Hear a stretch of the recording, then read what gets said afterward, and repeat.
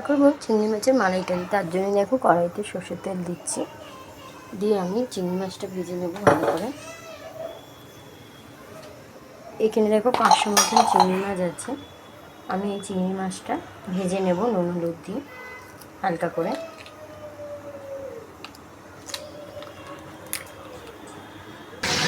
চিংড়ি মাছটা এখন ছেড়ে দিচ্ছি কড়াইতে, ভেজে নেব।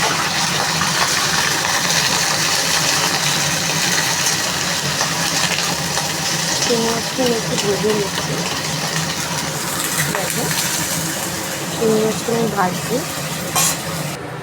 দেখো এখানে আদা রসুন কাঁচা লঙ্কা টমেটো পেঁয়াজ, আমি বড় দেখে একটা টমেটো নিয়েছি কেটেছি, আর 3টে পেঁয়াজ কেটেছি বড় বড়, কাঁচা লঙ্কা দিয়েছি 5-6টা মতন, বড় একটা রসুন দিয়েছি, আর আদা দিয়েছি একটু পরিমাণ মতন, দিয়ে আমি এটা একটা পেস্ট করে নেব। আদা রসুনের সাথে আমি এই নারকেল বাটাটাও দিচ্ছি। দেখো নারকেলের এটা নিয়ে ওর মধ্যেই বেটে নেবো, একবার ঘুরিয়ে নেবো মিক্সিতে একসাথে।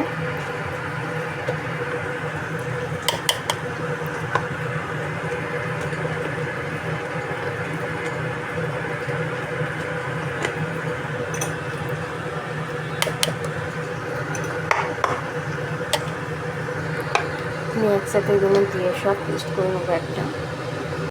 দেখো এখানে ভালো করে কিন্তু তেলটা গরম হয়ে গেছে, আর চিংড়ি মাছটা আমি ভেজে তুলে নিয়েছি। এখানে দেবো গোটা গরম মশলা, দেখো ডালচিনি এলাচ লবঙ্গ গোলমরিচ, আর দেবো তেজপাতা, আর মশলার মধ্যে বার করে রেখেছি একটু গুঁড়ো হলুদ ধনে গুঁড়ো জিরে গুঁড়ো, আর এখানে আমি মিক্সিতে মশলাটাও করে নিয়েছি। দেখো সব মশলা করে নিয়েছি। আমি এখানে ফোড়নে দিয়ে দিচ্ছি এগুলো, নুন দিচ্ছি আমি। দেখো আর দেবো এই গুঁড়ো মশলাটা, ওর মধ্যে একটু লঙ্কা গুঁড়ো দেবো, লাল লঙ্কা গুঁড়ো দিয়ে ভালো করে আবারও একটু কষাবো। মশলাটা দিয়ে কাঁচা মশলার গন্ধ যতক্ষণ না ছাড়ছে ততক্ষণ আমি কষাতে থাকবো মশলাটা দিয়ে। দেখো মশলা দিয়ে কিন্তু তেলটা ছেড়ে দিয়েছে। আমি এবার একটু জল ঢেলে দেবো, জলটা ফুটে গেলে আমি চিংড়ি মাছগুলো দিয়ে দেবো। দেখো জলটা ফুটে গেলে আমি চিংড়ি মাছটা দিয়ে দেবো। মশলা দিয়ে কিন্তু কাঁচা মশলার গন্ধ একটুও বেরোচ্ছে না, আমি তার জন্য জল দিয়ে দিয়েছি। চিংড়ি মাছ দেওয়ার পর আমি ঘি গরম মশলা দেবো। দেখো ঝোলটা কিন্তু ফুটে গেছে, আমি মাছটা দেবো ওর মধ্যে। মাছটা আমি দিয়ে একটু নাড়িয়ে ছাড়িয়ে নিয়ে ঘি গরম মশলাটা অ্যাড করবো।